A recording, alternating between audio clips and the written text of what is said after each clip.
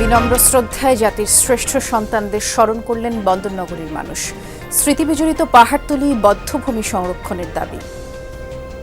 স্বাধীনতার প্রেক্ষাপট, সেই প্রেক্ষাপটে যে শহীদরা রয়েছে তাদেরকে শ্রদ্ধা জানানোর জন্য আমরা আজকে এখানে এসেছি। যাদেরকে হত্যাকাণ্ড করা হয়েছে তাদের ফটো সম্বলিত এবং ইতিহাসটা কালেকশন করে সুন্দর করে এই জিনিসটাকে তৈরি করা জরুরি। শাহ আমানত বিমানবন্দরে সক্রিয় বিদেশি মুদ্রা ও স্বর্ণ পাচার সিন্ডিকেট। ভাগ বাটোয়ারা নিয়ে দ্বন্দ্বের জেরে খুন হন কর্মচারী ওসমান। মুদ্রা পাচার বা স্বর্ণ পাচার সংক্রান্ত কিছু ইস্যু আমাদের প্রাথমিক তদন্তে উঠে আসছে। চট্টগ্রামে জেঁকে বসেছে শীত, ঘন কুয়াশা, ঠান্ডায় ব্যাহত জীবনযাত্রা, বাড়ছে রোগবালাই।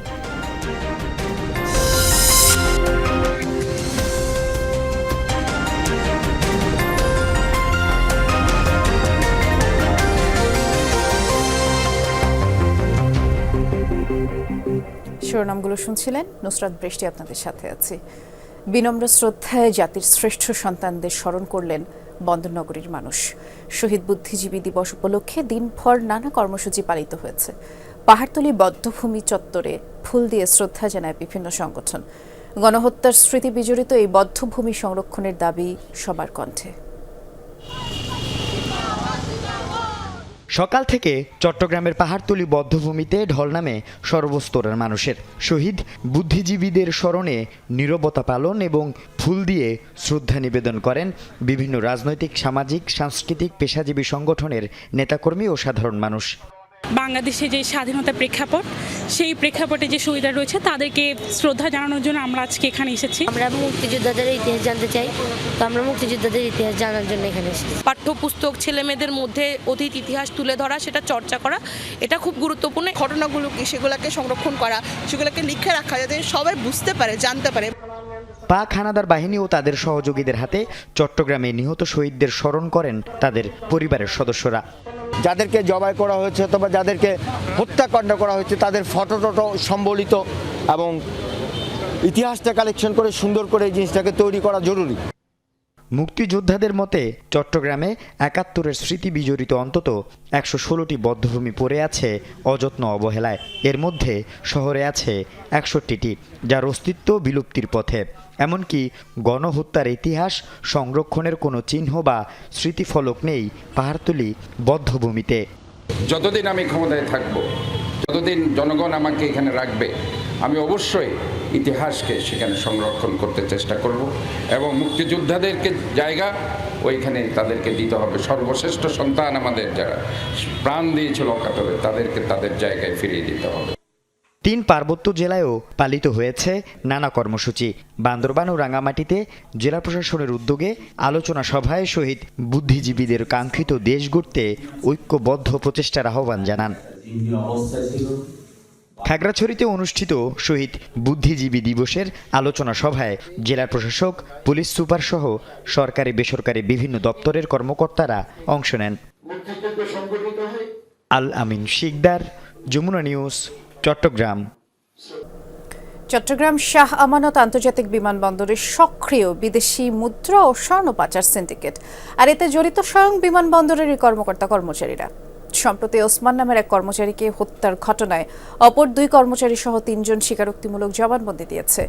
২৯,০০০ সৌদি রিয়াল ভাগ বাটোয়ারা নিয়ে দ্বন্দ্বের জেরে এই হত্যাকাণ্ড বলে চাঞ্চল্যকর তথ্য দিয়েছে তারা। 12 ডিসেম্বর রাত 2:14 চট্টগ্রাম শাহ আমানত আন্তর্জাতিক বিমানবন্দরের পাশে চৈতালি আবাসিক কোয়ার্টারে প্রবেশ করে 15 মিনিট পর বেরিয়ে যায় এই গাড়ি, যেখানে থাকতেন বিমানবন্দরের কর্মচারী ওসমান শিকদার। পরদিন বিমানবন্দর সংলগ্ন লিংক রোডে তার মরদেহ পাওয়া যায়।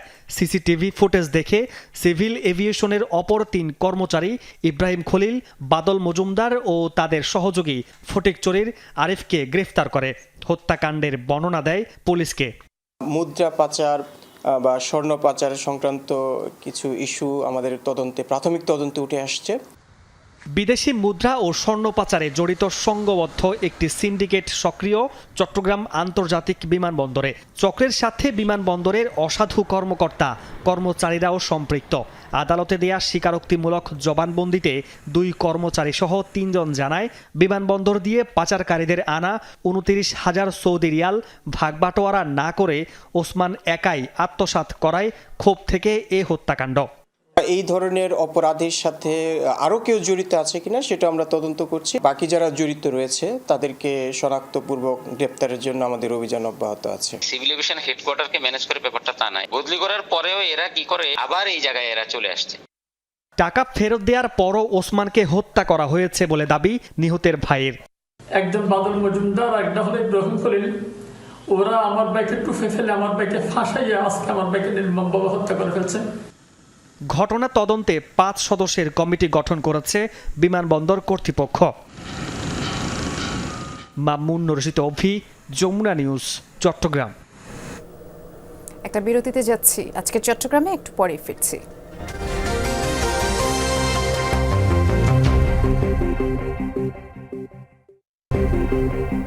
আবারও আমন্ত্রণ, আজকে চট্টগ্রাম দেখছেন। অগ্রহায়ণের শেষ ভাগেই চট্টগ্রাম অঞ্চলে জেঁকে বসেছে শীত। ঘন কুয়াশার কনকনে ঠান্ডার তীব্রতা দিন দিন বাড়ছে। বেশি কষ্টে শ্রমজীবী ও ভাসমান মানুষ। ঠান্ডাজনিত রোগের প্রকোপও বাড়ছে। এ যেন এক কুয়াশার বৃষ্টিতে ভেজা সড়ক। ভোরের কুয়াশায় আচ্ছন্ন চারপাশ।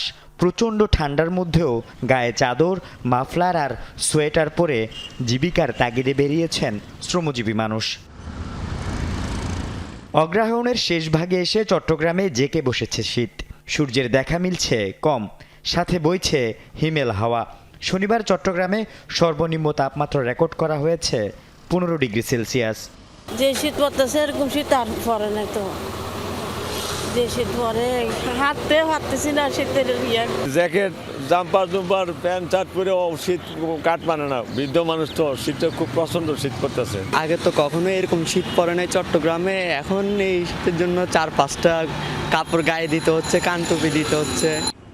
কনকনে ঠান্ডায় সবচেয়ে বেশি কষ্টে আছেন খেটে খাওয়া শ্রমজীবীরা। শীতবস্ত্র নেই অনেকের। আগুন জ্বালিয়ে শীত নিবারণের চেষ্টা করতে দেখা যায় তাদের। এমন অবস্থা থেকে জামা কাপড়ও নাই, শীতের জামাতে পরবো, আমরা খুব কষ্টের মধ্যে আছি। আমরা সকাল থেকে বেরোইছি, মানে শীতের জন্য গায়ে যেতে পারতেছি না। দেখেন আমি 2টা গায়ে দিচ্ছি এখানের মধ্যে, ঠিক আছে, প্রচন্ড শীত। এবারকা অতিরিক্ত শীত পড়তেছে, এই শীতের কারণে ঠান্ডা, জ্বর, খাসি। দিন দিন শীতের প্রকোপ বৃদ্ধি পাওয়ায় শীতবস্ত্রের দোকানেও বেড়েছে ভিড়। শীত এতদিন পরে নাই, আজকে 2টা দিন একটু বাতাসও করতেছে, শীতও পড়তেছে, ওই কারণে মূলত আসে। বাচ্চাদের শীতের কাপড় চোপড় কেনার জন্য আনছি। আজকে কয়েকদিন শীত পড়তেছে, চিটাগাং মাঝখান দিয়ে তো পরে নাই কয়েকদিন, এখন একটু বেশি, হঠাৎ করে একটু বেশি পড়তেছে। চিটাং শহরে কিছুদিন যাবত বেশি বেড়ে গেছে আপনার, সে কারণে বাচ্চাদের জন্য কেনাকাটা করার জন্য আসা। শীত জেঁকে বসায় বেড়েছে ঠান্ডাজনিত রোগের প্রকোপ। শিশু ও বয়স্করা আক্রান্ত হচ্ছে বেশি। আল আমিন শিকদার, যমুনা নিউজ, চট্টগ্রাম। বন্দরনগরীকে ক্লিন ও গ্রিন সিটিতে রূপান্তরে পরিকল্পিত উদ্যোগের পাশাপাশি গণসচেতনতাও জরুরি বলে মন্তব্য করেছেন city mayor doctor Shahadat Hossain.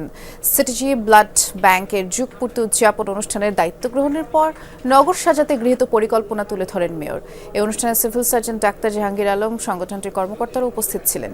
3 মাস পর পর স্বেচ্ছায় রক্তদানের আহ্বান তারা জানিয়েছেন। পরে সেলাই মেশিন বিতরণ করা হয়। ছুটির দিনে জমজমাট কক্সবাজার সমুদ্র সৈকত। প্রতিটি পয়েন্টে দর্শনার্থীদের ভিড়। আমরা একটু দেখে আসতে চাই কি অবস্থা। আমাদের সহকর্মী এহসান আল কুতুবি আছেন সেখানে। এহসান, ঠিক এই মুহূর্তে সাগর পাড়ের যেই চিত্র দেখতে চাচ্ছি, বিশেষ করে পর্যটকরা সেখানে ভিড় করেছে, নিশ্চয়ই উচ্ছ্বাস করছে, সেই চিত্র জানাবেন।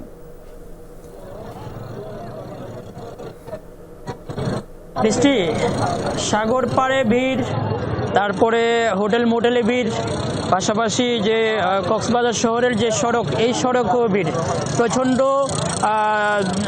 যানজট, তীব্র যানজট লেগে আছে। পাশাপাশি কক্সবাজারের এই যে সমুদ্র সৈকত একেবারে কলাতলি থেকে লাবণী পর্যন্ত এখনও মানুষ, প্রচুর পর্যটক এখানে এখনও অবস্থান করছে। সারাদিন তো ছিল, এখনও আছে, তার মানে বোঝা যায় কি পরিমাণ পর্যটক কক্সবাজারে এসেছে। যেহেতু শুক্র, শনি, রোববার একদিন ছুটি থাকলেও, রোববার একদিন খোলা থাকলেও আবার কিন্তু এর পর দিন 16 ডিসেম্বর হিসেবে আবার কিন্তু বন্ধ রয়েছে। সব কিছু মিলিয়ে প্রচুর পরিমাণ পর্যটক কক্সবাজারে এসেছে। একেবারে হোটেল মোটেলে কোনো রকম ফাঁকা নাই। এর পাশাপাশি কক্সবাজারের যে মেরিন ড্রাইভ রোডে যে হোটেলগুলো রয়েছে সেগুলোতেও কিন্তু প্রচণ্ড চাপ রয়েছে। প্রচুর পরিমাণ পর্যটক কক্সবাজারে এসেছে এবং পাশাপাশি এখান থেকে সেন্ট মার্টিনেও কিন্তু পর্যটকরা যাচ্ছে। কোনো জাহাজে কিন্তু এখন পর্যন্ত টিকিট খালি নাই, তার মানে বোঝা যায় প্রচুর পর্যটক এসেছে। দেখছিলাম আমরা সেটি। অনেক ধন্যবাদ হাসান। এর সাথে বিরতিতে যাচ্ছি আবারও। আজকে চট্টগ্রামে এক্ষুনি ফিরছে।